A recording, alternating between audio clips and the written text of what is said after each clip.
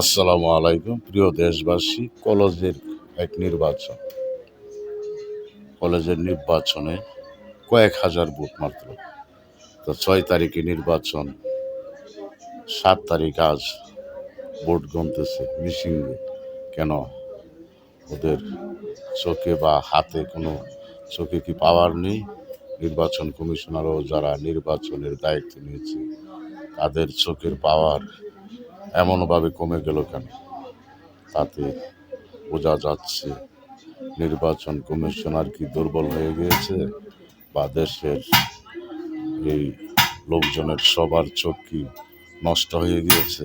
তারা কি ভোট কোন মার্কায় ভোট দিয়েছে সেটা ধরতে পারে না। চোখে পাওয়ারই চশমা লাগান না কেন? চশমা নাই, পাওয়ারই চশমা নেই বাংলাদেশে। চশমা লাগিয়ে ভোট গুনতে, মেশিনে গুনতে হয়, এমন দুর্বল হয়ে গেছে বাংলার জনগণের।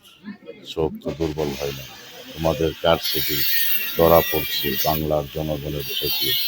ডাকসু টাকসু পাকসু টাকসু এসব 9-6 বক্কর চক্কর।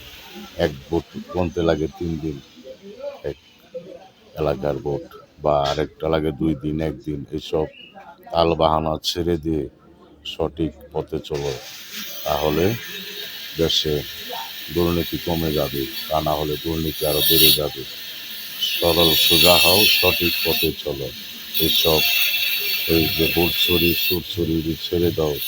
যেমন স্বৈরাচারের দশা যেরকম হয়েছে নির্বাচনের পর, এখন বর্তমানে যারা এই কৌশল বা পলিসি খাটাচ্ছ তাদের রেহাই নেই, রক্ষা নেই। বাংলার জনগণ তাদেরকে ছাড়বে না।